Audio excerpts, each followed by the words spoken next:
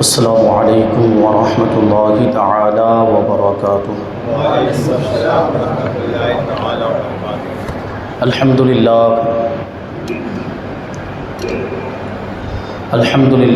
رب العالمین والعاقبۃ للمتقین والصلاۃ والسلام علی سید الانبیاء والمرسلین وعلى آلہ واصحابہ اجمعین، اما بعد فاعوذ باللہ من الشیطان الرجیم، بسم اللہ الرحمن الرحیم۔ انما یرید اللہ لیذہب عنکم الرجس اہل البیت ویطہرکم تطہیرا۔ صدق اللہ مولانا العظیم وصدق رسولہ النبی الامین المتین الکریم، ونحن علی ذلک لمن الشاہدین والشاکرین والذاکرین والحامدین والحمد للہ رب العالمین۔ آئیے ہم اور آپ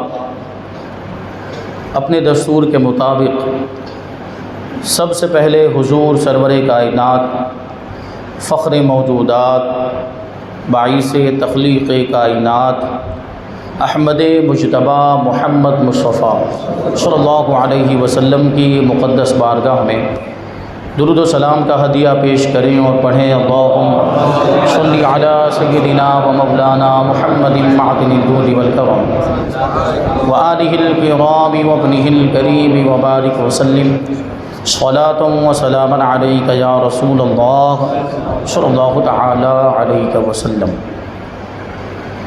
عزیزان ملت اسلامیہ، آج انشاءاللہ تبارک و تعالی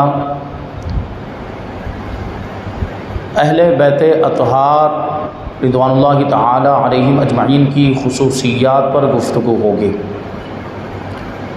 یقیناً ہم حضور پاک صلی اللہ علیہ وسلم کے اہل بیت سے محبت کرتے ہیں، اور حضور پاک صلی اللہ علیہ وسلم کے اہل بیت سے محبت کرنا ہمارے ایمان کا حصہ ہے، اور ہم ان سے ایسی محبت کرتے ہیں کہ ان کے نام پر اپنا سب کچھ قربان کرنے کا بھی جذبہ رکھتے ہیں، الحمدللہ۔ اور یہ بات ذہن میں رکھیں کہ جب ہم نبی پاک صلی اللہ علیہ وسلم کے جبہ مبارک سے محبت کرتے ہیں، حضور پاک صلی اللہ علیہ وسلم کی نعلین شریف سے محبت کرتے ہیں، حضور کے امامہ شریف سے محبت کرتے ہیں، کیوں کرتے ہیں؟ کیونکہ ان چیزوں کو حضور پاک صلی اللہ علیہ وسلم سے نسبت حاصل۔ تو جب حضور کے جبے سے ہمیں اتنی محبت ہے، حضور کے کرتہ مبارک سے ہمیں اتنی محبت، حضور کی چادر شریف سے ہمیں اتنی محبت، اور حضور پاک صلی اللہ علیہ وسلم کی نعلین شریف سے اتنی محبت، جبکہ یہ چیزیں حضور پاک صلی اللہ علیہ وسلم کے جسم کا حصہ نہیں، تو ہمیں اہل بیت اطہار سے کتنی محبت ہونی چاہیے، کیونکہ ان کی رگوں میں تو نبی پاک صلی اللہ علیہ وسلم کا خون رواں ہے۔ اسی نسبت کی وجہ سے ہم اہل بیت اطہار سے محبت کرتے ہیں، اور اپنی جان سے، اپنی اولاد، اپنے مال، اپنی ساری چیزوں سے زیادہ ان سے محبت کرتے ہیں۔ تو اہل بیت اطہار، اللہ تبارک و تعالیٰ نے ان کو بڑی خصوصیات عطا فرمائی، اور حضور پاک صلی اللہ علیہ وسلم کی نسبت کی برکت سے ان کو بڑے فضائل اور بڑی خوبیاں عطا فرمائی۔ تو ان خصوصیات میں سے انشاءاللہ تبارک و تعالیٰ ہم 6 یا 5 خصوصیتیں انشاءاللہ آج شامل کرنے کی کوشش کریں گے۔ ان میں سے سب سے پہلی خصوصیت اہل بیت اطہار کی یہ ہے کہ اہل بیت کو وہ زکوٰۃ دینا جائز نہیں، اور ان کے لیے زکوٰۃ لینا بھی جائز نہیں۔ زکوٰۃ اور صدقات واجبہ یہ اہل بیت کو، آل رسول کو نہیں دیے جا سکتے۔ بنی ہاشم کو زکوٰۃ نہیں دی جا سکتی، اگرچہ وہ مالک نصاب نہ ہو، اگرچہ وہ فقیر ہوں، شرعی اعتبار سے فقیر ہوں، اور اگرچہ وہ ضرورت مند ہوں، حاجت مند ہوں، ان کو زکوٰۃ نہیں دی جا سکتی، ان کو صدقہ واجبہ نہیں دیا جا سکتا۔ ہاں، للہ مال کے ذریعے ان کی مدد کی جائے گی، صدقہ نافلہ کے ذریعے ان کی مدد کی جائے گی، لیکن ان کو زکوٰۃ نہیں دے سکتے۔ ان کے لیے زکوٰۃ حلال ہی نہیں، اور ان کے لیے صدقہ واجبہ بھی حلال نہیں۔ مسلم شریف کے اندر حضرت عبد المطلب ابن ربیعہ رضی اللہ تعالیٰ عنہ سے روایت ہے کہ اللہ کے رسول صلی اللہ علیہ وسلم نے ارشاد فرمایا کہ ان ہذہ الصدقات، انما ہی اوساخ الناس وانها لا تحل لمحمد ولا لآل محمد او کما قال علیہ الصلوۃ والسلام. حضور پاک صلی اللہ علیہ وسلم ارشاد فرماتے کہ یہ جو صدقات واجبہ ہیں، یہ جو زکوٰۃ کے اموال ہیں، یہ لوگوں کے میل ہیں، یہ لوگوں کے نام، لوگوں کے مال کے میل ہیں. میل مطلب گندگی، وہ کچھ آلودگی، یہ لوگوں کے مال کے میل ہیں. اور صدقات اور زکوٰۃ وغیرہ یہ محمد صلی اللہ علیہ وسلم کے لیے بھی حلال نہیں اور محمد صلی اللہ علیہ وسلم کی اولاد کے لیے بھی حلال نہیں. تو یہاں سے پتہ چلا کہ سادات کرام کو، آل رسول کو، بنی ہاشم کو زکوٰۃ نہیں دی جا سکتی، صدقات واجبہ نہیں دیے جا سکتے. اور یہ بات دیکھیں یہاں پر حضور پاک صلی اللہ علیہ وسلم نے کیا فرمایا کہ زکوٰۃ اور صدقات واجبہ یہ لوگوں کے مال کے میل ہیں. اور اتنی پیاری تشبیہ حضور پاک صلی اللہ علیہ وسلم نے ارشاد فرمائی. اور کیا ارشاد فرمایا؟ اوساخ الناس، یہ لوگوں کے میل ہے. کیونکہ جب آدمی زکوٰۃ ادا کر دیتا ہے تو کیا ہوتا ہے؟ زکوٰۃ کی برکت سے اس کا مال پاک و صاف ہو جاتا ہے. گویا کہ اس کے مال کا جو میل ہوتا ہے وہ دور ہو جاتا ہے. اور مال ہی پاک و صاف نہیں ہوتا بلکہ دل بھی پاک و صاف ہو جاتا ہے زکوٰۃ ادا کرنے کی وجہ سے. تو یہ دوسرے غریبوں کو تو دیا جائے گا، دوسرے حاجت مند اور مستحقین اور حقداروں کو زکوٰۃ دی جائے گی، صدقات واجبہ دیے جائیں گے. لیکن اہل بیت اطہار کو، آل رسول کو، بنو ہاشم کو زکوٰۃ اور صدقات واجبہ نہیں دیے جا سکتے، کیونکہ یہ لوگوں کے مال کا میل. اور وہ جو ہستیاں، وہ بڑی مقدس ہستیاں، بڑی پاکیزہ ہستیاں، حضور پاک صلی اللہ علیہ وسلم کے خاندان سے ان کا تعلق ہے، تو لوگوں کے مال کا میل ان کو کیسے دیا جا سکتا ہے؟ اور قرآن پاک میں اللہ تبارک و تعالیٰ ارشاد فرماتا ہے خذ من اموالہم صدقۃ تطہرہم وتزکیہم بہا، کہ اے محبوب صلی اللہ علیہ وسلم آپ مومنین کے مالوں سے زکوٰۃ وصول کریں، زکوٰۃ لیں اور اس زکوٰۃ کے ذریعے سے ان کو خوب پاک اور ستھرا کر دیں. کیونکہ زکوٰۃ جب ادا کر دی جاتی ہے تو اس سے زکوٰۃ ادا کرنے والے کا مال بھی پاک و صاف ہو جاتا ہے اور اس کا دل بھی پاک و صاف ہو جاتا ہے. تو ہمیں غور کرنا ہے، جو لوگ بھی صاحب نصاب ہیں اور جو بھی مالدار ہیں اور جن پر زکوٰۃ واجب ہوتی ہے ان کو ضرور زکوٰۃ ادا کرنی چاہیے. کیونکہ اگر زکوٰۃ ادا نہیں کریں گے تو وہ میل والا، گندگی والا مال ہمارے پاس ہی رہ جائے گا، اس کی وجہ سے دوسرے مال میں بھی برکت ختم ہو جائے گی. تو زکوٰۃ ضرور ادا کرنی چاہیے، زکوٰۃ فرض ہے. بہرحال یہ بات دوسری آ گئی. بخاری اور مسلم میں حضرت ابو ہریرہ رضی اللہ تعالیٰ عنہ سے روایت ہے کہ ایک دن حضرت امام حسن مجتبیٰ رضی اللہ تعالیٰ عنہ حضور پاک صلی اللہ علیہ وسلم کی بارگاہ میں تشریف لائے تو مسجد نبوی کے اندر وہ صدقے کی کھجوریں رکھی ہوئی تھی، زکوٰۃ کی کھجوریں رکھی ہوئی تھی. حضرت امام حسن مجتبیٰ چھوٹے بچے تھے تو انہوں نے ایک کھجور اٹھائی اور منہ میں رکھ لی. بچوں کی عادت ہوتی کوئی بھی چیز لے کر منہ میں رکھ لیتے ہیں. تو امام حسن مجتبیٰ رضی اللہ تعالیٰ عنہ نے وہ صدقے کی کھجور اپنے منہ میں رکھ لی. اللہ کے رسول صلی اللہ علیہ وسلم نے جب یہ دیکھا تو فوراً ارشاد فرمایا بخ بخ، چی چی، منہ سے نکالو اس کو، جلدی یہ کھجور اپنے منہ سے باہر نکالو. اور پھر آگے ارشاد فرمایا اما شعرت ان الصدقۃ لا تحل لنا، کہ اے بیٹے کیا تمہیں نہیں معلوم کہ صدقہ ہمارے لیے حلال نہیں؟ ان الصدقۃ لا ناکل الصدقۃ، کہ ہم صدقہ نہیں کھاتے، ہمارے لیے صدقہ حلال نہیں ہے، ہمارے لیے صدقہ جائز ہی نہیں ہے. تو اس سے بھی ثابت ہوا کہ صدقات واجبہ، صدقے سے مراد یہاں پہ صدقہ واجبہ، ورنہ نفلی صدقہ دیا جا سکتا ہے. نفلی صدقہ یہ آل رسول کو، اہل بیت کو، بنو ہاشم کو دیا جا سکتا ہے. یہاں صدقے سے مراد کون سا صدقہ ہے؟ صدقہ واجبہ. صدقہ واجبہ بھی آپ کو سمجھا دو کہ جو صدقہ فطر ہوتا ہے مثال کے طور پر، جس کو ہم لوگ فطرہ کہتے ہیں، وہ بھی واجب صدقہ ہے. اسی طریقے سے اگر کسی نے منت مانی، کسی نے نذر مانی کہ اگر میرا یہ کام ہو جائے گا تو اتنے اتنے روپے صدقہ کروں گا، تو پھر یہ صدقہ بھی اگر اس کا وہ کام ہو جاتا ہے تو وہ صدقہ بھی واجب ہو جائے گا. تو یہ صدقہ بھی اہل بیت کو نہیں دیا جا سکتا. حضرت شیخ عبد الوہاب شعرانی رحمۃ اللہ تعالی علیہ اپنی کتاب البحر المورود میں لکھتے ہیں کہ حضرت فضل ابن عباس رضی اللہ تعالی عنہما اللہ کے رسول صلی اللہ علیہ وسلم کی بارگاہ میں حاضر ہوئے اور عرض کرنے لگے یا رسول اللہ، مجھے زکوٰۃ وصول کرنے پر مقرر فرما دیجیے، یعنی میں جاؤں زکوٰۃ وصول کر کے لاؤں اور اس کے بدلے میں مجھے زکوٰۃ ہی میں سے کچھ دے دیا جائے. تو اللہ کے رسول صلی اللہ علیہ وسلم، دیکھیں حضرت فضل ابن عباس کون ہے، پہلے غور کرنے کی ضرورت. حضرت عباس رضی اللہ تعالیٰ عنہ کے صاحبزادے، اور حضرت عباس کون ہیں؟ حضور پاک صلی اللہ علیہ وسلم کے چچا جان. تو حضرت فضل کون ہوئے؟ حضور پاک صلی اللہ علیہ وسلم کے چچیرے بھائی، یعنی وہ بھی اہل بیت میں سے، وہ بھی بنو ہاشم میں سے. تو کیا فرماتے ہیں حضور پاک صلی اللہ علیہ وسلم، معاذ اللہ ان استعملک علی خصالۃ ذنوب الناس، اللہ کی پناہ، کیا میں تمہیں لوگوں کے گناہوں کے دھون کو وصول کرنے کے لیے مقرر کروں؟ یعنی یہ جو زکوٰۃ ہے اور یہ صدقات واجبہ، یہ لوگوں کے گناہوں کا دھون ہوتا ہے، اس سے لوگوں کے گناہ دھلتے ہیں، تو کیا اس کو وصول کرنے کے لیے میں تمہیں مقرر کروں؟ یعنی حضور پاک صلی اللہ علیہ وسلم نے منع فرما دیا، حضرت فضل ابن عباس رضی اللہ عنہما کو اس سے منع فرما دیا۔ ایک روایت ہے غالباً ابو داؤد اور ترمذی شریف کے اندر یہ روایت ہے کہ حضور پاک صلی اللہ علیہ وسلم کے آزاد کردہ غلام حضرت ابو رافع رضی اللہ تعالیٰ عنہ روایت کرتے ہیں کہ حضور صلی اللہ علیہ وسلم نے ایک شخص کو زکوٰۃ وصول کرنے پر مقرر فرمایا اور اس کو زکوٰۃ وصول کرنے کے لیے بھیجا۔ تو حضرت ابو رافع کہتے ہیں کہ اس نے مجھ سے کہا کہ تم بھی میرے ساتھ چلو زکوٰۃ وصول کرنے کے لیے، اور حق المحنت کے طور پر تم بھی زکوٰۃ میں سے کچھ لے لینا، کیونکہ یہ ایک مصرف ہے، زکوٰۃ کا ایک مصرف یہ بھی ہے کہ جن لوگوں کو زکوٰۃ وصول کرنے کے لیے بادشاہ اسلام کی طرف سے یا خلیفہ کی طرف سے مقرر کیا جاتا ہے، وہ زکوٰۃ میں سے اپنی محنت کی اجرت لے سکتے ہیں، ٹھیک ہے۔ تو حضرت ابو رافع رضی اللہ تعالیٰ عنہ کو اس شخص نے کہا کہ آپ بھی میرے ساتھ چلیں اور آپ بھی زکوٰۃ وصول کریں اور اپنا حق المحنت لے لیں، اس میں سے اپنی مزدوری لے لیں۔ تو حضرت ابو رافع رضی اللہ تعالیٰ عنہ حضور کے آزاد کردہ غلام ہے، وہ کیا کہتے ہیں، وہ ارشاد فرماتے کہ جب تک میں حضور پاک صلی اللہ علیہ وسلم کی بارگاہ میں حاضر ہو کر اس کے بارے میں دریافت نہیں کر لیتا، وہاں تک اس کام کے لیے میں تمہارے ساتھ نہیں چلوں گا۔ پھر حضرت ابو رافع رضی اللہ تعالیٰ عنہ حضور پاک صلی اللہ علیہ وسلم کی بارگاہ میں حاضر ہوئے اور اس شخص کے ساتھ زکوٰۃ وصول کرنے کے لیے جانے کی اجازت طلب کی۔ تو اس وقت اللہ کے رسول صلی اللہ علیہ وسلم نے کیا ارشاد فرمایا؟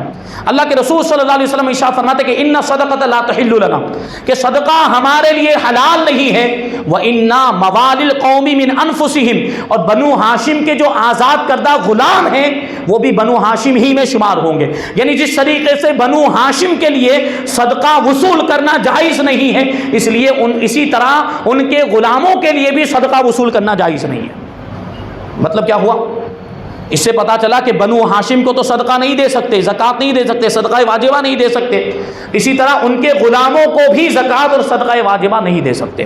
اسی وجہ سے فقہ حنفی کی ساری کتابوں کے اندر یہ لکھا ہوا ہے کہ بنو ہاشم کو زکوٰۃ دینا جائز نہیں ہے، اور کوئی دوسرا بھی ان کو زکوٰۃ نہیں دے سکتا، اور ایک ہاشمی دوسرے ہاشمی کو بھی زکوٰۃ نہیں دے سکتا، بلکہ ان کے غلام کو بھی زکوٰۃ نہیں دی جا سکتی ہے، کیونکہ غلام کا جو کچھ بھی مال ہوتا ہے وہ اس کے آقا کا ہوتا ہے۔ غلام اگر کچھ کمائے گا بھی تو خود بخود اس کے آقا کی ملکیت ہو جائے گا۔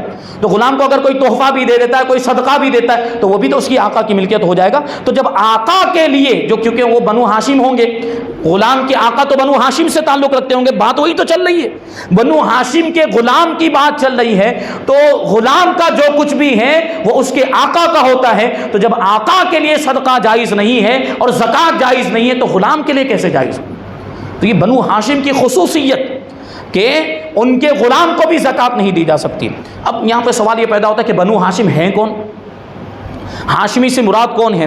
ہم عام طور پر سید کہہ دیتے ہیں، ہم عام طور پر آل رسول کہہ دیتے ہیں، کیونکہ ہمارے یہاں پہ عام طور پر بنو ہاشم کے دوسرے خاندان کے افراد موجود نہیں ہیں ہمارے یہاں پہ، اس لیے آل رسول اور سعادت کرام کے تعلق سے یہ حکم بیان کیا جاتا ہے کہ وہ سعادت کرام کو زکوٰۃ دینا جائز نہیں ہے اور صدقہ واجبہ دینا جائز نہیں ہے، ورنہ بنو ہاشم میں کچھ دوسرے لوگ بھی ہیں۔ بنو ہاشم سے مراد حضرت علی، حضرت جعفر، حضرت حارث بن عبد المطلب اور حضرت عقیل اور حضرت عباس ابن عبد المطلب، ان سارے حضرات کی اولاد کو بنو ہاشم کہا جاتا ہے۔ حضرت علی کی اولاد بھی بنو ہاشم میں ہے، حضرت عقیل کی اولاد بھی، حضرت جعفر کی اولاد بھی، حضرت عباس کی اولاد بھی، اور حضرت حارث، ان پانچوں شخصیتوں کی اولاد کو بنو ہاشم کہا جاتا ہے، اور ان میں سے کسی کو بھی زکوٰۃ دینا یا صدقہ واجبہ دینا جائز نہیں ہے۔ ہاں صدقہ نافلہ دے سکتے ہیں۔ ہمارے یہاں پہ جو عرف چلتا ہے جس کو ہم لوگ للہ کہتے ہیں، یہ باہر آپ جائیں گے تو وہاں پر یہ آپ کو اصطلاح نہیں ملے گی، یہی للہ والی اصطلاح ہمارے یہاں پہ چلتی ہے اور اچھی ہے، اس میں کوئی حرج نہیں۔ للہ کا مطلب یہ ہوتا ہے اللہ کے لیے، اللہ کے واسطے ہم مدد کر رہے ہیں، یعنی یہ صدقہ واجبہ واجبہ نہیں ہے اور یہ زکوٰۃ نہیں ہے، یہ صدقہ نافلہ، للہ بھی صدقہ نافلہ ہی ہوتا ہے۔ تو سادات کرام کی مدد کرنی چاہیے، اگر خاص طور پر اس وقت جب کوئی سید ضرورت مند ہو، جب کوئی سید اور آل رسول حاجت مند ہو، تو ان کی خبر نکال کر ان کی ضرور مدد کرنی چاہیے، کیونکہ سادات کرام کا معاملہ بھی یہ ہوتا ہے کہ ان کو اللہ نے ایسا مرتبہ بھی عطا فرمایا، تو وہ لوگوں کے سامنے ہاتھ پھیلانے سے حیا محسوس کرتے ہیں، اور ہمیں ان کو لوگوں کے سامنے ہاتھ پھیلانے کا موقع دینا بھی نہیں چاہیے، ان کے مقام و مرتبے کا لحاظ کرنا چاہیے، خود ہی پہنچ جانا چاہیے کہ حضور کوئی ضرورت ہو تو بیان کریں، ہم آپ کی مدد کر دیں، اور ان کے پاس اس طریقے سے ان کو جس چیز کی ضرورت ہو وہ خود لے جا کر پہنچا دی جائے، ان کو اپنے دروازے پر بھی نہ بلایا جائے، ان کو اپنے دروازے پر بھی نہ بلایا جائے۔ ایک واقعہ ایسا ہی ہے، وہ آگے بیان کرنے والا تھا لیکن ابھی بات آ گئی تو عرض کروں۔ اعلیٰ حضرت رضی اللہ تعالیٰ عنہ نے سادات کرام کا ادب و احترام ہمیں سکھایا، سادات کرام کا کیسا ادب و احترام ہمیں سکھایا، اور اس بارے میں تو لمبی گفتگو پہلے ہو چکی، وہ ایک واقعہ بیان کر کے آگے بڑھ جاتے ہیں ورنہ ٹائم زیادہ ہو جائے گا۔ وہ یہ تھا کہ ایک مرتبہ اعلیٰ حضرت رضی اللہ تعالیٰ عنہ اپنے مکان میں اپنی بیٹھک میں تشریف فرما تھے کہ ایک سید صاحب وہاں سے گزرے اور یہ کہتے ہوئے جا رہے تھے کہ کون ہے جو سید کو دلوائے، کون ہے جو سید کو دلوائے، یعنی سید کی مدد کرے۔ ایک سید زاد اعلیٰ حضرت نے جب یہ جملہ سنا تو تڑپ گئے، اپنی جگہ سے کھڑے ہو گئے، اور اتنا نہیں کہ 1 روپیہ 2 روپیہ لے کر اپنے جو بستے کے اندر، اپنے گلے کے اندر جتنے بھی پیسے تھے سارے پیسوں کو ایسے مٹھی میں بھرا اور اپنے مکان سے باہر تشریف لائے، اور سید صاحب کی بارگاہ میں عرض کرتے ہیں حضور جتنا چاہیے اس میں سے لے لیجیے، حضور جتنا چاہیے اس میں سے لے لیجیے۔ تو وہ سید صاحب بھی تو وہ خوددار تھے، انہوں نے صرف ایک چونی اٹھائی، انہوں نے صرف ایک، کیونکہ وہ چونی کی بھی اس زمانے میں بڑی اہمیت تھی اور ان کو ایک چونی ہی کی ضرورت تھی۔ وہ سادات کرام، اور اس زمانے کے سادات کرام بھی کیسے عظیم الشان، ابھی بھی ہمارے، ابھی اس زمانے میں بھی جو سادات کرام وہ بھی ہمارے سروں کے تاج ہیں۔ تو وہ سادات جو تھے، وہ سید زادے، انہوں نے ایک چونی اٹھائی اور حضور نے اعلیٰ حضرت رضی اللہ عنہ اور لیجیے، تو کہتے نہیں اتنے کی ہی ضرورت ہے۔ پھر اعلیٰ حضرت رضی اللہ تعالیٰ عنہ اپنے مکان میں تشریف لائے اور گھر والوں سے ارشاد فرمایا کہ روزانہ ایک چونی سید صاحب کے گھر پر پہنچا دی جائے، خبردار آج کے بعد ان کو کسی کے سامنے ہاتھ پھیلانے کی ضرورت نہیں پڑنی چاہیے، کیونکہ سادات کرام کی مدد اس طرح کی جاتی ہے۔ اور پھر سادات کرام کی مدد کرنے کا ثواب یہ کوئی معمولی نہیں ہے۔ سادات کرام کی آپ مدد کریں تو رسول پاک صلی اللہ علیہ وسلم خوش ہو جائیں گے، اور رسول پاک صلی اللہ علیہ وسلم خوش ہو جائیں گے تو پھر ہماری شفاعت پکی ہے۔ بلکہ سادات کرام کی مدد کرنے والوں کو رسول پاک صلی اللہ علیہ وسلم قیامت کے میدان میں، محشر کے میدان میں ڈھونڈیں گے اور تلاش کریں گے کہ کہاں ہیں میری اولاد کے مدد کرنے والے، آؤ میں ان کی شفاعت کرنے کے لیے تیار ہوں۔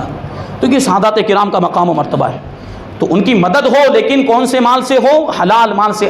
حلال مال تو سارے مسلمانوں کو کمانا چاہیے، لیکن زکوٰۃ و صدقات واجبہ سے نہیں، زکوٰۃ و صدقات واجبہ کے علاوہ سے سادات کرام کی مدد کی جائے، تو یہ ایک خصوصیت ہوگی۔ دوسری خصوصیت یہ ہے کہ سادات کرام اور اہل بیت اطہار، ان کا جو حسب و نسب اور خاندانی شرافت، یہ خاندانی شرافت میں اور حسب و نسب میں سارے انسانوں سے افضل و اعلیٰ ہیں، کیونکہ حضور پاک صلی اللہ علیہ وسلم سارے انسانوں میں سب سے افضل ہیں، سردار کائنات ہیں۔ حضور پاک صلی اللہ علیہ وسلم سردار کائنات ہیں، سارے انسانوں میں سب سے افضل، تو حضور کا خاندان سارے خاندانوں میں سب سے افضل۔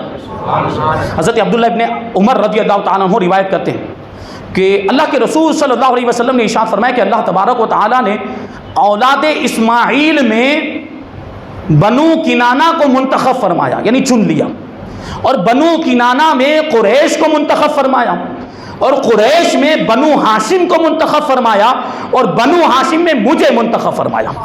یعنی کیا مطلب ہوا کہ سارے لوگوں میں اولاد اسماعیل یہ سب سے افضل ہوئے اس اعتبار سے، اور اولاد اسماعیل میں افضل کون ہوئے؟ بنو کنانہ، یہ قبیلے کا نام، حضور کا قبیلہ اوپر جا کر دیکھیں تو، اور بنو کنانہ میں افضل کون؟ قریش، اور قریش میں افضل کون؟ بنو ہاشم، اور بنو ہاشم میں افضل کون؟ حضور پاک صلی اللہ علیہ وسلم۔ اس سے پتہ کیا چلا کہ ساری کائنات میں سب سے افضل ہمارے نبی حضور پاک صلی اللہ علیہ وسلم کی ذات ہے۔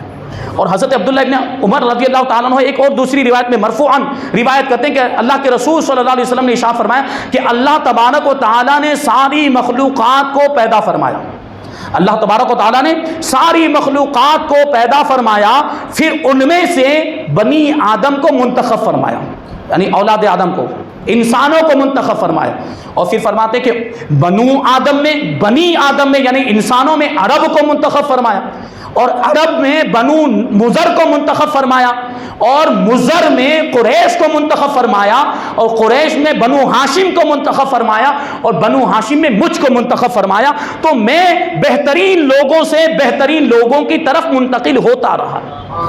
یہ حضور کے خاندان کی شان۔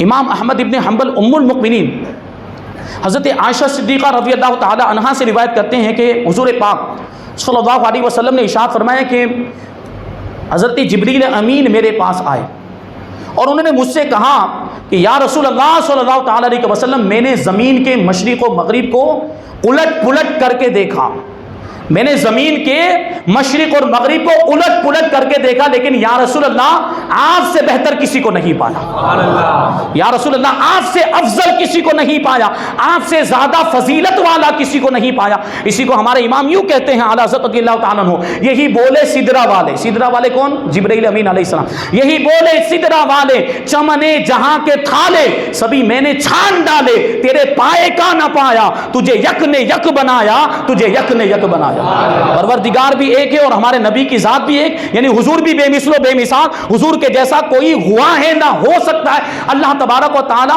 حضور پاک صلی اللہ علیہ وسلم کے جیسا کسی کو پیدا فرمائے گا ہی نہیں۔ یہ حضور پاک صلی اللہ علیہ وسلم کی شان۔ اور آگے حضرت جبرائیل امین علیہ السلام کہتے ہیں کہ میں نے زمین کے مشرق و مغرب کو چھان ڈالا تو بنو ہاشم سے زیادہ فضیلت والے کسی باپ کے بیٹوں کو نہیں پایا، کسی باپ کے بیٹوں کو بنو ہاشم سے زیادہ فضیلت والا نہیں پایا۔ یہ بنو ہاشم حضور پاک صلی اللہ علیہ وسلم کا خاندان ہے، یہ خاندان کی فضیلت ہے۔ حضرت امام جعفر صادق رضی اللہ تعالیٰ عنہ اپنے والد ماجد امام محمد باقر رضی اللہ تعالیٰ عنہ سے روایت کرتے ہیں کہ رسول اللہ صلی اللہ علیہ وسلم نے ارشاد فرمایا کہ ایک مرتبہ جبرائیل امین میرے پاس آئے اور کہا کہ مجھے اللہ تبارک و تعالیٰ نے بھیجا، میں زمین کے مشرق و مغرب، پورب پچھم، نرم زمین اور پہاڑوں میں پھرا تو میں نے عرب سے زیادہ کسی خاندان کو بہتر نہیں پایا۔ پھر مجھے حکم ہوا، میں عرب میں پھرا، عرب کے لوگوں میں پھرا تو میں نے عرب کے لوگوں میں بنو مضر سے زیادہ بہتر کوئی قبیلہ نہیں پایا۔ پھر میں بنو مضر میں گھوما، مجھے حکم ہوا، حضرت جبرائیل امین کہتے ہیں میں بنو مضر کے اندر گھوما، گشت لگایا تو بنو مضر کے اندر میں نے بنو کنانہ سے زیادہ بہتر کسی قبیلے کو نہیں پایا۔ پھر میں بنو کنانہ کے اندر گھوما تو اس میں قریش سے بہتر کسی قبیلے کو نہیں پایا۔ پھر مجھے حکم ہوا تو میں قریش میں گھوما، میں قریش میں پھرا تو میں نے اس میں بنو ہاشم سے زیادہ افضل کسی کو نہیں پایا۔ پھر مجھے حکم دیا گیا کہ بنو ہاشم میں سے کسی ایک کا انتخاب کرو، بنو ہاشم میں سے کسی ایک کو چنو جو سب سے زیادہ فضیلت رکھتا ہو۔ تو یا رسول اللہ صلی اللہ تعالیٰ علیہ وسلم بنو ہاشم میں سے میں نے آپ کا انتخاب کیا۔ یہ حضور پاک صلی اللہ علیہ وسلم کی شان، حضور پاک صلی اللہ علیہ وسلم کے خاندان کا یہ عالم ہے، اہل بیت اطہار کی یہ شان۔ اور طبرانی میں اور دارقطنی میں یہ روایت موجود ہے، بڑی پیاری روایت ہے جس سے اہل بیت کی شان ظاہر ہوتی ہے کہ اللہ کے رسول صلی اللہ علیہ وسلم نے ارشاد فرمایا کہ قیامت کے دن میں اپنی امت میں سے سب سے پہلے اپنے اہل بیت کی شفاعت کروں گا۔ اپنی امت میں سے سب سے پہلے میں کس کی شفاعت کروں گا؟ اپنے اہل بیت کی شفاعت کروں گا، اور جس کی میں پہلے شفاعت کروں گا وہ زیادہ فضیلت والا ہے۔ تو حضور نے کیا ثابت کیا ہوا اس حدیث پاک سے؟ حضور پاک صلی اللہ علیہ وسلم ارشاد فرما رہے ہیں کہ میں جس کی شفاعت سب سے پہلے کروں گا وہ سب سے زیادہ فضیلت والا ہے۔ اور حضور اسی حدیث میں ارشاد فرما رہے ہیں کہ میں سب سے پہلے اپنے اہل بیت کی شفاعت کروں گا۔ تو اس سے ثابت ہوا کہ اہل بیت سب سے زیادہ فضیلت والے ہیں۔ ان حدیثوں سے اہل بیت اطہار کی فضیلت ثابت ہوتی ہے کہ کتنا اعلیٰ خاندان اور کتنا اعلیٰ گھرانہ ہے۔ یہ گھرانہ سارے گھرانوں میں سب سے زیادہ فضیلت رکھتا ہے۔ اسی وجہ سے کوئی دوسرا شخص اہل بیت کا کفو نہیں ہو سکتا نکاح کے معاملے میں۔ نکاح کے معاملے میں مسائل ہوتے ہیں کفو کے مسائل، کہ اس میں خاندان دیکھا جاتا ہے کہ خاندان میں برابری ہے کہ نہیں، دینداری دیکھی جاتی ہے اور برادری دیکھی جاتی ہے، قومیت دیکھی جاتی ہے، یہ سب دیکھا جاتا ہے۔ اسی لیے کیا فرمایا کہ کوئی دوسرا خاندان اہل بیت کے برابر نہیں ہو سکتا نکاح کے معاملے میں۔ علامہ سیوطی رحمۃ اللہ تعالی علیہ نے خصائص کبریٰ میں یہ بات لکھی ہے کہ حضور پاک صلی اللہ علیہ وسلم کی خصوصیات میں سے ایک خصوصیت یہ ہے کہ کوئی بھی خاندان آپ کے اہل بیت کا ہمسر نہیں ہے، ہم پلہ نہیں ہے، برابری نہیں کر سکتا۔ یہ اہل بیت اطہار کی شان۔ یہ دو خصوصیتیں ہو گئی۔ اب تیسری خصوصیت کی طرف ہم آتے۔ تیسری خصوصیت یہ ہے کہ قیامت کے دن سارے رشتے ختم ہو جائیں گے، قیامت کے دن سارے تعلقات ختم ہو جائیں گے، لیکن اس دن نبی پاک صلی اللہ علیہ وسلم کا رشتہ باقی رہے گا، حضور کی رشتہ داری باقی رہے گی، حضور کا تعلق باقی رہے گا۔ جو دنیا میں حضور سے محبت کرتا تھا، جس کا حضور سے تعلق رہا ہوگا، یا جو دنیا میں حضور کے رشتہ دار ہوں گے، ان کی رشتہ داری وہاں بھی باقی رہے گی۔ عام لوگوں کی رشتہ داریاں ختم ہو جائے گی، باپ بیٹے کو بھول جائے گا، بیٹا باپ کو بھول جائے گا، ماں اپنی اولاد کو بھول جائے گی، بھائی بھائی کو بھول جائے گا، بیوی شوہر کو بھول جائے گا، کوئی کسی کے کام نہیں آئے گا، سب ایک دوسرے سے بھاگیں گے۔ لیکن اس دن اگر کسی کی رشتہ داری کام آئے گی اور کسی کا تعلق کام آئے گا، تو وہ ہمارے نبی پاک صلی اللہ علیہ وسلم کی ذات بابرکات ہے، کہ حضور پاک صلی اللہ علیہ وسلم خود ارشاد فرماتے کہ کل سبب و نسب ینقطع یوم القیامت الا سببی و نسبی، کہ ہر تعلق، ہر رشتہ اور ہر سبب یہ قیامت کے دن ختم ہو جائے گا سوائے میرے رشتے کے اور سوائے میرے تعلق کے۔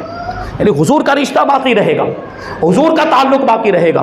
اور صحیح روایات سے یہ بات ثابت ہے کہ حضرت فاروق اعظم رضی اللہ تعالیٰ عنہ نے اپنے لیے مولا کائنات علی مرتضیٰ شیر خدا رضی اللہ تعالیٰ عنہ کو حضرت ام کلثوم بنت فاطمہ الزہرا رضی اللہ تعالیٰ عنہما کا نکاح کا پیغام دیا۔ یعنی کیا مطلب؟ حضرت فاروق اعظم رضی اللہ تعالیٰ عنہ نے حضرت مولا کائنات کی بارگاہ میں عرض کیا کہ آپ اپنی صاحبزادی ام کلثوم بنت فاطمہ الزہرا رضی اللہ تعالیٰ عنہ کا مجھ سے نکاح کر دیں، ام کلثوم رضی اللہ تعالیٰ عنہ کا مجھ سے نکاح کر دیں۔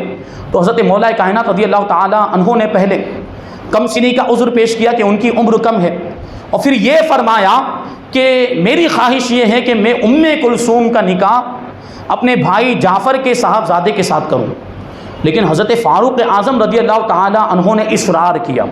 دیکھیں یہ بات یاد رکھیں کہ فاروق اعظم رضی اللہ تعالیٰ عنہ کو مولا کائنات کا داماد کہا جاتا ہے۔ وہ کیسے؟ صحیح روایت تو ثابت ہے، داماد حیدر، شعر میں بھی آپ نے سنا داماد حیدر فاروق اعظم۔ تو یہ کس طریقے سے داماد بنے ہیں؟ فاروق اعظم رضی اللہ تعالیٰ عنہ نے اصرار کیا اور منبر پر رونق افروز ہوئے اور ارشاد فرمایا کہ اے لوگوں سنو، میں نے علی سے ان کی بیٹی سے نکاح کرنے پر اصرار کیا۔ اور کیوں کیا؟ کیونکہ میں نے اللہ کے رسول صلی اللہ علیہ وسلم کو یہ فرماتے ہوئے سنا ہے کہ کلو سبب و نسب و سحر ینقطع یوم القیامت الا سببی و نسبی و سحری، کہ سارے رشتے اور سارے تعلقات اور سارے سسرالی رشتے اور سارے اسباب یہ میدان محشر میں قیامت کے دن ختم ہو جائیں گے، لیکن میرا سسرالی رشتہ بھی باقی رہے گا، میرا تعلق بھی باقی رہے گا اور میرا نسب بھی باقی رہے گا۔ تو حضور پاک صلی اللہ علیہ وسلم کے خاندان سے رشتہ جوڑنے کے لیے میں نے حضرت علی کی بیٹی سے نکاح کا پیغام دیا۔ یہ فاروق اعظم رضی اللہ تعالیٰ عنہ کا جذبہ۔ جب یہ بات سنی تو پھر مولا کائنات نے حضرت ام کلثوم رضی اللہ تعالیٰ عنہ کا نکاح کر بھی دیا۔ یہ کیوں؟ اہل بیت سے رشتہ جوڑنے کے لیے۔ حضرت فاروق اعظم رضی اللہ تعالیٰ عنہ نے جو نکاح کا پیغام دیا تھا یہ اہل بیت سے رشتہ جوڑنے کے لیے، کیونکہ اہل بیت سے نسبت ہو جائے تو یہ نسبت کتنا فائدہ دیتی، وہ دنیا میں بھی فائدہ دیتی اور آخرت میں بھی فائدہ دیتی اہل بیت کی نسبت۔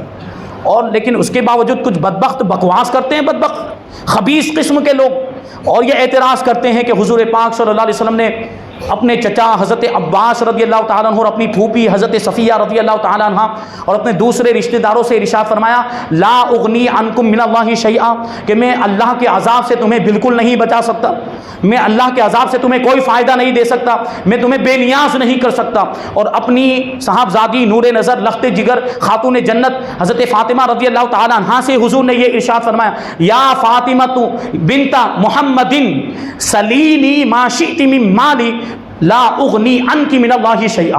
یہ حضور نے ایک موقع پر حضرت خاتون جنت رضی اللہ تعالی عنہا سے ارشاد فرمایا تھا کہ اے فاطمہ بنت محمد، مجھ سے جو مانگنا چاہو، میرے مال سے جو مانگنا چاہو وہ مانگ لو، یعنی مال مانگو گی تو میں دے دوں گا، لیکن اللہ کے عذاب سے میں تمہیں نہیں بچا سکتا، میں اللہ کے عذاب سے تمہیں بے نیاز نہیں کر سکتا، اللہ کے عذاب کے مقابلے میں تمہیں کوئی فائدہ نہیں پہنچا سکتا۔ تو اس حدیث کی روشنی میں کچھ لوگ اعتراض کرتے کہ جب حضور پاک صلی اللہ علیہ وسلم اپنی بیٹی کو نہیں بچا سکتے معاذ اللہ، جب حضور پاک صلی اللہ علیہ وسلم اپنے اہل بیت کو نہیں بچا سکتے، تو اہل بیت کی رشتہ داری اور جن کی رشتہ داری اہل بیت دوسروں کو کیسے بچا سکتے ہیں؟ اہل بیت جب حضور پاک صلی اللہ علیہ وسلم سے کوئی فائدہ حاصل نہیں کر سکتے تو اہل بیت دوسروں کو کیسے فائدہ پہنچا پائیں گے؟ یہ اعتراض کرتے وہ لوگ، جبکہ ہمارا عقیدہ کیا ہے کہ حضور پاک صلی اللہ علیہ وسلم بھی اپنی امت کو فائدہ پہنچائیں گے اور ان کے اہل بیت بھی فائدہ پہنچائیں گے۔ تو اس کا جواب، اس شبہ کا جواب حضرت شیخ عبدالحق محدث دہلوی رحمۃ اللہ تعالی علیہ نے یہ دیا ہے کہ یہ جو خطاب ہے اور یہ جو حضور کا فرمان ہے، یہ خوف دلانے میں اور ڈرانے میں انتہائی مبالغہ ہے۔ یعنی حضور نے مبالغے کے طور پر ارشاد فرمایا کہ لوگ اس سے سبق حاصل کریں کہ جب حضور اپنے اہل بیت سے یہ ارشاد فرما رہے، جب حضور اپنی بیٹی سے یہ ارشاد فرمائے، تو دوسروں کو تو کتنا ڈرنا چاہیے، دوسروں کو تو کتنا خوف کرنا چاہیے کہ ان سے کوئی خیانت نہ ہونے پائے اور ان سے کوئی غلطی نہ ہونے پائے۔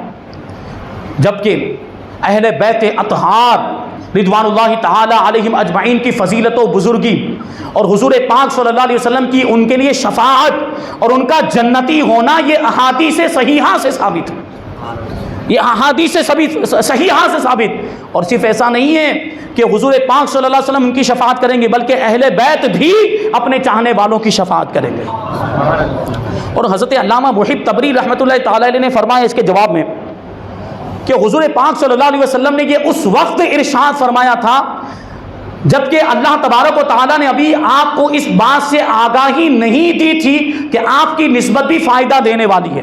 یعنی حضور کو اللہ تبارک و تعالیٰ نے اس چیز کا علم بعد میں عطا فرمایا کہ آپ کی نسبت بھی فائدہ دے گی اور آپ کی نسبت سے فائدہ ہوگا، لوگوں کی بخشش ہو جائے گی اور اللہ تبارک و تعالیٰ آپ کی نسبت اور رشتہ داری کی برکت سے آپ کی نسبت والوں کو جنت عطا فرمائے گا۔ اور ایک جواب بعض علماء نے یہ دیا ہے کہ یہاں پر جو یہ فرمایا گیا کہ حضور پاک صلی اللہ علیہ وسلم نے جو یہ ارشاد فرمایا، درود پاک پڑھ لیجئے، اللہم صلی علی سیدنا و مولانا محمد معدن الجود والکرم، صلاۃ و سلام علیک یا رسول اللہ صلی اللہ تعالی علیہ وسلم۔ تو حضور پاک صلی اللہ علیہ وسلم کے تعلق سے محب طبری نے یہ جواب دیا ہے کہ حضور پاک، اس سے یہ پتہ چلتا ہے کہ حضور پاک صلی اللہ علیہ وسلم کسی کو نفع نہیں پہنچا سکتے، کسی کو ضرر نہیں دے سکتے۔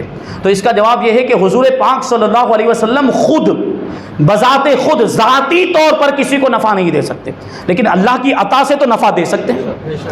اللہ کی عطا سے اللہ تبارک و تعالیٰ آپ کو اختیار عطا فرمائے تو نفع دے سکتے۔ اور ہمارا عقیدہ یہ ہے کہ اللہ تبارک و تعالیٰ میدان محشر میں آپ کو شفاعت کا اختیار عطا فرمائے گا، اور حضور نے ارشاد فرمایا کہ شفاعتی لأہل الکبائر من امتی، کہ میری شفاعت میری امت کے گناہ کبیرہ کرنے والوں کے لیے ہے۔ تو جب حضور پاک صلی اللہ علیہ وسلم عام امتیوں کی شفاعت کریں گے تو اپنے اہل بیت کی شفاعت کیوں نہیں کریں گے؟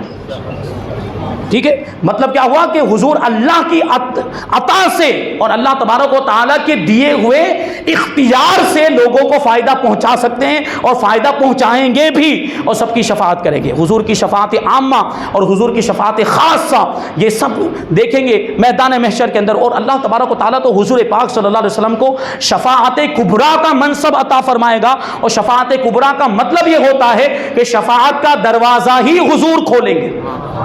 جب تک حضور شفاعت نہیں کریں گے کسی دوسرے کو شفاعت کرنے کا اختیار ہی نہیں ہوگا۔ تو یہ دیکھیں ان حدیثوں سے ثابت ہوتا ہے کہ حضور پاک صلی اللہ علیہ وسلم فائدہ پہنچا سکتے، تو ان کا اعتراض بیکار۔ اللہ تبارک و تعالیٰ کی عطا سے حضور اپنے اہل بیت کو بھی فائدہ پہنچائیں گے اور اپنی امت کو بھی فائدہ پہنچائیں گے۔ تو یہ خصوصیت ہو گئی۔ اب چوتھی خصوصیت وہ یہ ہے کہ حضور پاک صلی اللہ علیہ وسلم کے جو اہل بیت ہیں، حضور پاک صلی اللہ علیہ وسلم کے اہل بیت، ان کے بارے میں صحابہ کرام کے زمانے میں یہ اصطلاح تھی کہ ان کو اشراف کہا جاتا تھا۔ کیا کہا جاتا تھا؟ اشراف۔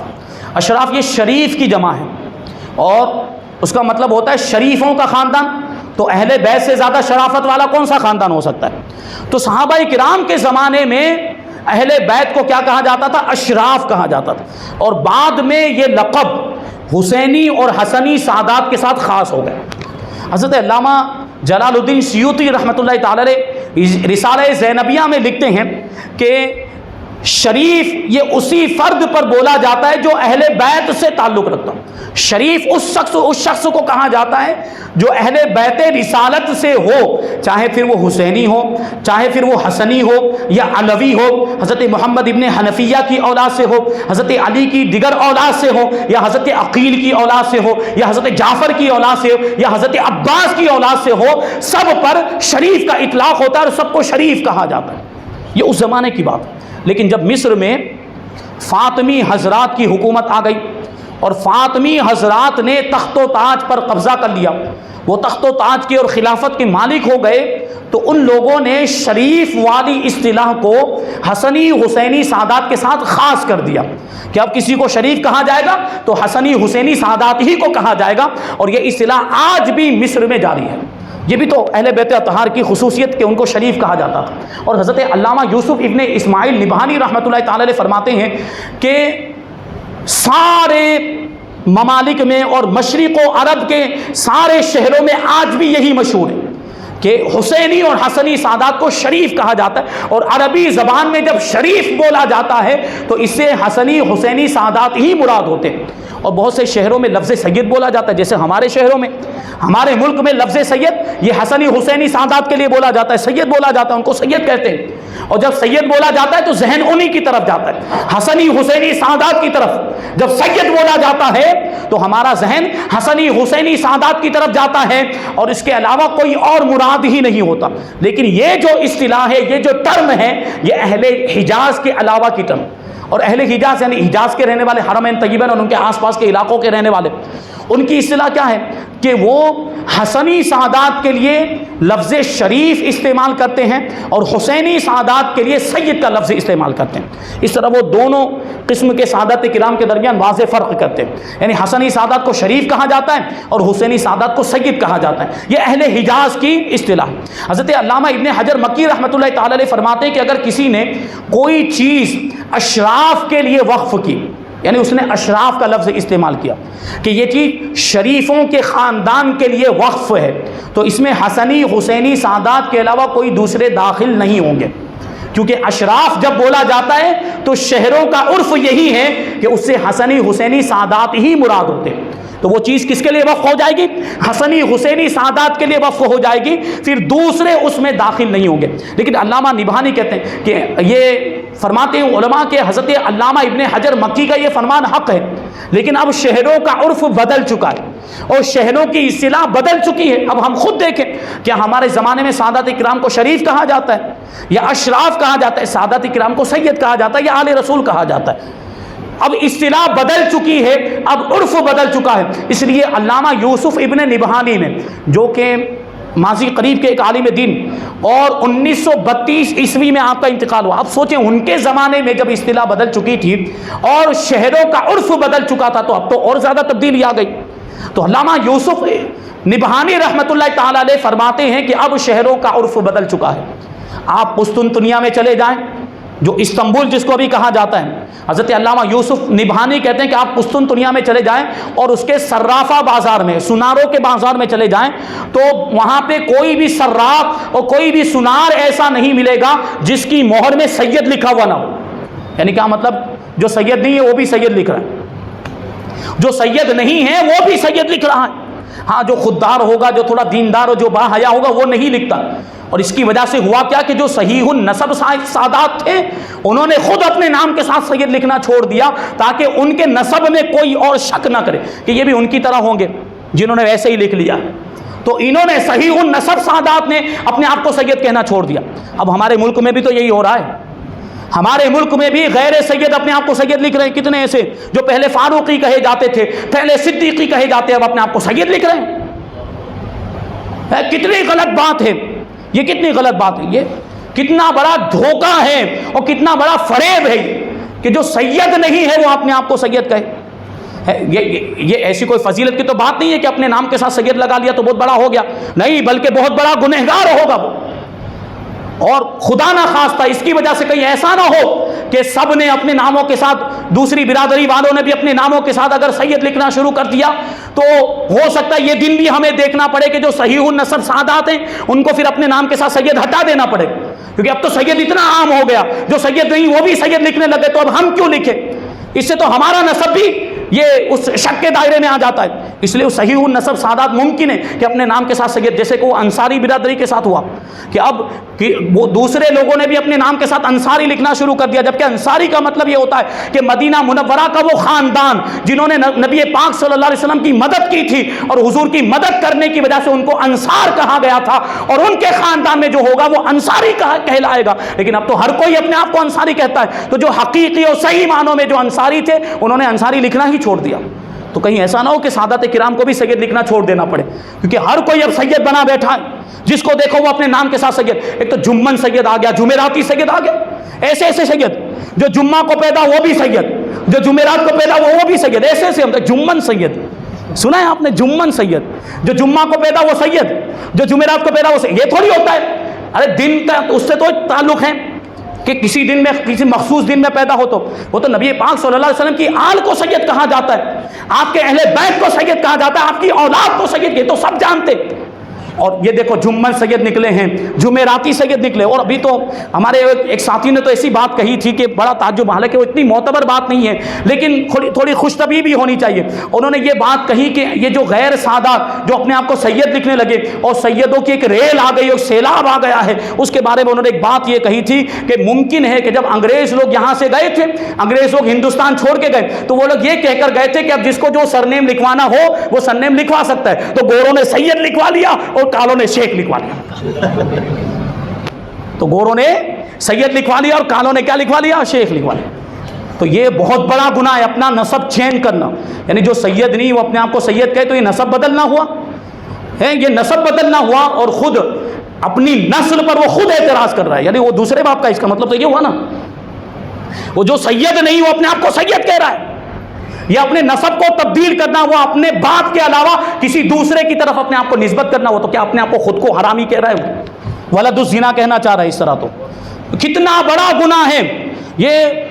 حدیث پاک دیکھیں گے آپ، یہ کتنی بڑی معتبر کتابوں میں، بخاری شریف میں بھی ہے حدیث، مسلم شریف میں بھی ہے، ترمذی میں بھی، ابو داؤد میں بھی، نسائی میں، اور اس کے علاوہ دوسری کتابوں کے اندر بھی یہ حدیث، اور اتنی معتبر حدیث ہے یہ حدیث پاک. اور روایت کرنے والے بھی کون ہیں؟ جن کو علم کے شہر کا دروازہ کہا گیا، جن کو علم، حضور نے کیا فرمایا کہ میں علم کا شہر ہوں اور علی اس کا دروازہ ہے. روایت کرنے والے بھی حضرت علی ہیں. حضرت علی رضی اللہ تعالیٰ عنہ روایت کرتے ہیں کہ اللہ کے رسول صلی اللہ علیہ وسلم نے ارشاد فرمایا کہ من ادعا الی غیر ابیہ فعلیہ لعنۃ اللہ والملائکۃ والناس اجمعین لا يقبل اللہ منہ صرفا ولا عدلا. کہ جو اپنے باپ کے علاوہ دوسرے کسی کی طرف اپنے آپ کو منسوب کرے تو اس پر اللہ کی بھی لعنت ہے، اس پر فرشتوں کی بھی لعنت ہے، اور سارے لوگوں کی لعنت ہے. اور اللہ تبارک و تعالی نہ اس کی نفل عبادت قبول فرمائے گا، نہ اس کی کوئی فرض عبادت قبول کرے گا. کتنی سخت وعید ہے نسب بدلنے والے کے لیے. تو وہ غور کریں، وہ اس سے سبق حاصل کریں جو سید نہیں ہیں اور سید بن کے بیٹھ گئے. ہم واقعی صحیح النسب سعادت کرام کا ادب و احترام کرتے ہیں الحمدللہ. وہ ان کی جوتیاں ہمارے سروں پر. جو صحیح النسب سعادت کرام یہ بیٹھے، یہ ان کا شجرہ میں نے دیکھا، ان کا شجرہ حضور پاک صلی اللہ علیہ وسلم سے لے کر ان تک پہنچتا، پورا شجرہ موجود ہے ان کے پاس. شجرے والے سید ہیں، شجرے والے سید ہیں. تو ایسے سادات کرام ہم ان کا ادب و احترام کرتے ہیں. لیکن جو جھوٹے سید آ گئے، اب ظاہر سی بات ہے یہ بھی تو، اگر کسی کے بارے میں ہمیں نہیں پتا، وہ ہمارے سامنے آ کر کہے گا کہ میں سید ہوں تو ہمیں تو ماننا پڑے گا. لیکن وہاں یہ بات ہے کہ اگر کسی کے بارے میں ہمیں نہیں معلوم تو ہم اس پر شک نہیں کریں گے اور اس کے تعظیم سے محروم نہیں ہوں گے، مان لیں گے. اگر جھوٹ بولتا ہے تو اس کا ببال اس کے اوپر ہوگا. لیکن بہت سے لوگ ہمارے سامنے ایسے ہوتے جو پہلے کچھ اور کہلاتے تھے، صدیقی یا فاروقی کہلاتے تھے یا شیخ کہلاتے تھے، پھر سید. تو اس میں تو کوئی شک نہیں کہ جھوٹ بول رہا ہے یہ. یا تو پہلے والی بات جھوٹ ہوگی یا یہ والی بات جھوٹ ہوگی. اور پہلے والی بات جھوٹ نہیں ہو سکتی کیونکہ یہ بھی صدیقی کہلاتا تھا، اس کا باپ بھی صدیقی کہلاتا. تو یہ تو پہلے والی بات تو یہ زیادہ معتبر ہوگی. تو ایسے لوگ بھی مارکیٹ میں آئے جو سید نہیں ہے اور اپنے آپ کو سید کہتے ہیں. تو ایسے لوگوں سے بہرحال اگر ہماری تحقیق ہو، ہمیں یقین سے معلوم ہو کہ یہ سید نہیں، یہ جھوٹا ہے، تو پھر اس کی تعظیم نہیں کی جائے گی. تو یہ سعادات کرام کا مقام و مرتبہ اور اہل بیت اطہار کی شان. تو یہ خصوصیت ہو گئی. اب پانچویں خصوصیت یا چھٹی، نمبر بھول گیا، پانچویں خصوصیت یا چھٹی خصوصیت، آخری خصوصیت، اس کے بعد ہم اپنے بیان کو ختم کرتے ہیں انشاءاللہ. باقی کی باتیں ہم آئندہ کل شامل کریں گے. اور وہ خصوصیت بڑی پیاری کہ سید اگر فاسق بھی ہو، سید اگر بے عمل بھی ہو، تب بھی اس کی تعظیم کی جائے گی. سید اگر بے عمل بھی ہو تب بھی اس کی تعظیم کی جائے گی، کیونکہ حضور مفتی اعظم ہند حضرت علامہ مصطفیٰ رضا رحمۃ اللہ تعالی علیہ ارشاد فرماتے ہیں کہ سید سے جب تک کفر صادر نہ ہو وہ واجب التعظیم ہے. یعنی فاسق ہو گیا، گنہگار ہو گیا، بے نمازی، شرابی، جواری، کچھ بھی ہو گیا تو گناہوں کی وجہ سے وہ گنہگار ہوگا، لیکن گناہوں کی وجہ سے رسول پاک صلی اللہ علیہ وسلم کی اس کی جو نسبت ہے وہ نسبت تو ختم نہیں ہوتی، وہ نسبت تو باقی رہتی ہے. اور حضور پاک صلی اللہ علیہ وسلم کی اسی نسبت کی برکت سے اللہ تبارک و تعالیٰ ان کی غلطیوں کو بھی معاف فرما دے گا اور ان کے گناہوں کو بھی معاف فرما دے گا. یا تو پھر ان کو توبہ کی توفیق عطا فرمائے گا یا ان کو حضور کی شفاعت نصیب ہو جائے گی. تو یہ اہل بیت اطہار آل رسول کا ادب، اگر وہ فاسق بھی ہو تب بھی وہ ہمارے لیے قابل تعظیم، کیونکہ اس کی تعظیم اب اس کی عمل کی وجہ سے نہیں، اس کے فسق کی وجہ سے ہم اس کی تعظیم نہیں کر رہے ہیں اور اس کے گناہوں کی وجہ سے تعظیم نہیں کر رہے ہیں، بلکہ ہم اس مبارک نسبت کی وجہ سے کر رہے ہیں جو اس کو رسول پاک صلی اللہ علیہ وسلم سے حاصل ہے. یہ اس نسبت کی تعظیم ہے، یہ اس نسبت کی ہم تعظیم کرتے ہیں. حضرت ابو محمد فاسی رحمۃ اللہ تعالی علیہ بیان کرتے ہیں کہ میں مدینہ طیبہ کے بعض حسینی سادات سے بغض رکھتا تھا. کیوں بغض رکھتا تھا؟ کیونکہ ان کے کچھ اعمال ایسے تھے جو سنت کے خلاف تھے. ان کے اعمال کی وجہ سے، جو سنت کے خلاف ان کے جو اعمال تھے، ان اعمال کی وجہ سے میں ان سے بغض رکھتا تھا، انہیں ناپسند کرتا تھا. تو ایک دن میں مسجد نبوی میں اللہ کے رسول صلی اللہ علیہ وسلم کے روضہ مبارک کے قریب سو گیا، مجھے نیند آ گئی. تو خواب میں اللہ کے رسول صلی اللہ علیہ وسلم تشریف لائے اور حضور پاک صلی اللہ علیہ وسلم نے میرا نام لے کر ارشاد فرمایا، اے ابو محمد فاسی، کیا تو میری اولاد سے نفرت کرتا ہے؟ کیا تو میری اولاد سے بغض رکھتا ہے؟ تو میں نے عرض کیا، یا رسول اللہ، اللہ کی پناہ، میں آپ کی اولاد سے نفرت نہیں کرتا، میں آپ کی اولاد سے بغض نہیں رکھتا، میں تو ان کے برے اعمال سے نفرت کرتا ہوں. سنت کے خلاف جو ان کا عمل ہے میں اسے ناپسند کرتا ہوں. تو اللہ کے رسول صلی اللہ علیہ وسلم نے ارشاد فرمایا، کیا یہ فقہی مسئلہ نہیں ہے کہ نافرمان اولاد کا نسب باقی رہتا ہے، یعنی نافرمان اولاد کا رشتہ اس کے باپ سے باقی رہتا ہے، نسبت باقی رہتی ہے، نسبت جڑی ہوئی. یعنی اولاد اگر ماں باپ کی نافرمان ہو جائے تو اس کا مطلب یہ نہیں ہوتا ہے کہ اولاد ماں باپ کے رشتے سے نکل گئی اور وہ اولاد رہی ہی نہیں، ایسا نہیں ہوتا. نافرمان اولاد بھی تو اولاد ہی ہے اور اس کا نسب باقی رہتا ہے اور اس کا رشتہ باقی رہتا ہے. حضور پاک صلی اللہ علیہ وسلم نے جب یہ ارشاد فرمایا تو حضرت ابو محمد فاسی کہتے ہیں، ہاں یا رسول اللہ، یعنی نافرمان اولاد اگرچہ ہو لیکن اس کا رشتہ باپ سے باقی رہتا ہے. تو حضور نے ارشاد فرمایا کہ ہاں یہ میری نافرمان اولاد ہے، یعنی اولاد تو ہے تو ان کی تعظیم لازم اور ضروری ہے. یہ میری نافرمان اولاد ہے لیکن ان کی تعظیم اب بھی واجب، کیونکہ نسبت ابھی بھی باقی ہے اور رشتہ اب بھی باقی ہے. گناہوں کی وجہ سے رشتہ ختم نہیں ہوتا. تو حضرت ابو محمد فاسی کہتے ہیں کہ میں بیدار ہوا تو میرے دل سے ان کی جو نفرت تھی وہ نکل چکی تھی. میرا دل ان کی نفرت اور بغض اور عداوت سے پاک و صاف ہو گیا تھا. اب ان میں سے جو بھی مجھ سے ملتا تھا میں اس کی تعظیم کرتا تھا اور اس کا ادب و احترام کیا کرتا تھا. تو اگر سید فاسق بھی ہو جائے یا گناہ میں بھی مبتلا ہو جائے پھر بھی اس کی تعظیم ضروری.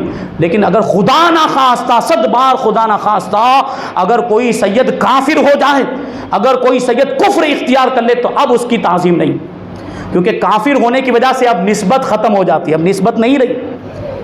اب کفر ہو تو مسلمان ہی نہیں رہا تو مسلمان کا حضور سے کیا رشتہ؟ جو مسلمان ہی نہیں، غیر مسلمان، جو مسلمان ہی نہ رہا، جو کافر ہو گیا، اس کا حضور سے کیا رشتہ ہو سکتا ہے؟ تو کافر ہو جانے کے بعد نسبت ختم ہو جاتی. اگر کوئی سید کہلانے والا کافر ہو جائے تو پھر اس کی تعظیم نہیں کی جائے گی. تو یہ بات ذہن میں رکھیں کہ سادات کرام کا ادب و احترام ہمیں کرنا ہے. لیکن یہ جو واقعہ ہے اس سے بڑے ادب و احترام کے ساتھ عرض کروں گا، سادات کرام کو بھی اس سے سبق حاصل کرنا چاہیے. کیونکہ سادات کرام کے بارے میں حضور نے کیا ارشاد فرمایا؟ جو گناہوں کے کام کرتے ہیں یا جو برے کام کرتے ہیں ان کے بارے میں کیا کہا؟ نافرمان اولاد. یہ کوئی اچھی بات ہے کہ حضور ان کو نافرمان اولاد کہیں؟ یعنی عام طور پر عام لوگوں اور عام ماں باپ کی اولاد اگر نافرمانی کرے تو یہ گناہ کبیرہ ہے. اور آپ خود غور کریں، سادات کرام، ادب و احترام کے ساتھ عرض کروں گا کہ سادات کرام آپ کے نانا جان کون ہیں، آپ کے دادا کون ہیں، خود غور کریں اور ان کا لحاظ کریں. ان کی شریعت پر اگر آپ عمل نہیں کریں گے تو کون کرے گا؟ بلکہ آپ کو تو خود عمل کر کے دوسروں کو عمل کی ترغیب دلانی چاہیے کہ یہ ہمارے نانا کی شریعت ہے، آپ کے گھر کی شریعت ہے، تو اس پر آپ عمل نہیں کریں گے تو کون؟ تو حضور نے نافرمان اولاد کہا. یہ بڑا عبرت والا جملہ ہے، اس سے سادات کرام کو سبق حاصل کرنا چاہیے۔ ایک بات آخری عرض کر کے اپنی تقریر کو ختم کروں، حضرت علامہ ابن حجر مکی رحمۃ اللہ تعالیٰ نے اپنے فتاویٰ کے خاتمے میں یہ لکھا ہے، تحریر فرماتے ہیں کہ سید کی جب تک نسبت اہل بیت سے قائم ہو یا مولا کائنات علی مرتضیٰ رضی اللہ تعالیٰ عنہ سے اس کی جب تک نسبت قائم ہو، اس کا رشتہ قائم ہو، تو کوئی بھی بڑا جرم، بڑے سے بڑا جرم یا دیانت اور پرہیزگاری سے اس کا خالی ہونا اس نسب عالی سے اس کو خارج نہیں کرے گا۔ یعنی پھر کوئی بہت بڑا گناہ بھی کیوں نہ کر لے، اس کا نسب باقی رہے گا اور یہ نسبت اور یہ رشتہ باقی رہے گا۔ اسی لیے تو بعض محققین نے یہ فرمایا کہ اگر خدا نہ خواستہ کسی سید زادے سے شراب نوشی جیسا گناہ ہو جائے یا زنا جیسا عظیم گناہ ہو جائے یا چوری جیسا عظیم گناہ ہو جائے جس میں اسلام نے سزا مقرر کی ہے اور ان پر حد بھی جاری کر دی جائے اور سزا دی جائے، ان کو زنا کی سزا دی جائے، شراب نوشی کی سزا دی جائے یا چوری کرنے کی سزا دی جائے، تو اس کے بارے میں ہم یہی عقیدہ رکھیں گے اور اس کو ہم یوں ہی سمجھیں گے کہ ایک امیر تھا، ایک کوئی بادشاہ تھا، اس کے پاؤں میں گندگی لگ گئی تھی اور اس کے پاؤں میں غلاظت لگ گئی تھی تو ایک خادم نے اس غلاظت کو صاف کر دیا ہے، یہ کہا جائے گا۔ یعنی اگر کسی سید زادے کو ہمیں سزا دینی بھی پڑے تو وہاں یہ ہماری سوچ ہونی چاہیے اور یہ تصور ہونا چاہیے کہ ان کے جسم پر وہ دھول لگی تھی تو وہ دھول ہم نے صاف کی ہے۔ یہ عقیدہ، یہ سادات کرام کا ادب و احترام۔ تو اللہ تبارک و تعالیٰ کی بارگاہ میں دعا ہے کہ ہمیں کما حق ہو سعادت کرام کا ادب و احترام کرنے کی توفیق عطا فرمائے اور ان سے محبت کرنے کی توفیق عطا فرمائے۔ ابھی اہل بیت اطہار کے تعلق سے اور بھی کچھ خصوصیات کتابوں میں لکھی، انشاءاللہ وہ بھی ہم آئندہ کل شامل کریں گے۔ اور اہل بیت اطہار کی تعظیم کے واقعات، اہل بیت اطہار کی تعظیم علماء نے اور محدثین نے اور اساطین امت نے کیسی کی ہے اور کیسا ہمیں سبق دیا، وہ واقعات بھی سننے کے لائق ہیں، بڑے پیارے پیارے واقعات۔ انشاءاللہ تبارک و تعالیٰ وہ ہم آئندہ کل بیان کریں گے۔ اللہ تبارک و تعالیٰ کی بارگاہ میں دعا ہے کہ جو کچھ بھی بیان ہو اس پر ہم سب کو عمل کرنے کی توفیق عطا فرمائے۔ وما علینا الا البلاغ۔ السلام علیکم۔